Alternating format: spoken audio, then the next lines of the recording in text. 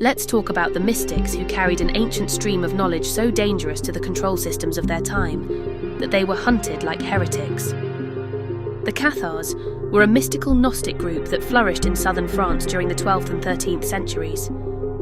They didn't follow the rising dogma of the Catholic Church. They followed inner Gnosis, direct connection to the divine. No priest required, no middlemen. They believed the true God is light and spirit. The material world was a prison of illusion, that Jesus came to awaken souls not to die for their sins, and that the Church had been hijacked by the demiurge, the false god of matter. They saw the world through the lens of duality, not good versus evil, but spirit versus matter.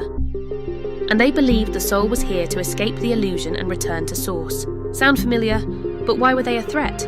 Because the Cathars held the keys to sovereignty. Their knowledge bypassed all church authority.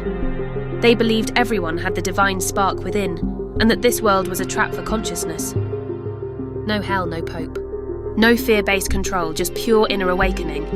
That was terrifying to a church built on control and obedience.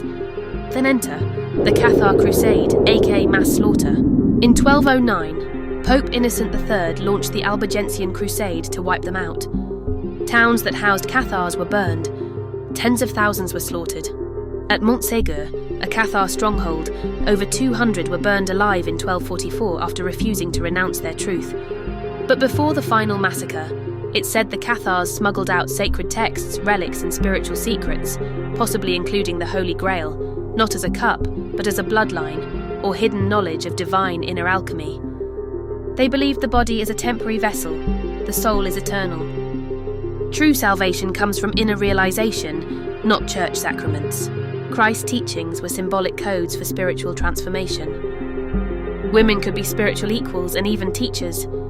The God of the Old Testament was a false creator, the demiurge. Sound like ancient Gnostic wisdom, because it is.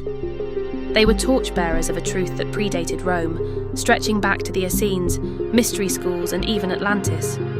The Cathars didn't die in fire. They ascended through it. Their knowledge wasn't lost. It was encoded into the collective memory. You are the flame they feared. The Gnostic, the Cathar, the Magdalene returned. Not to convert, but to activate. So when your voice shakes, speak anyway. When your truth feels too much, speak it louder.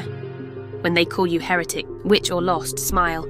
They've always said that right before the awakening begins. Thanks for watching. Head over to my channel for more esoteric topics. And as always, may Source be with you.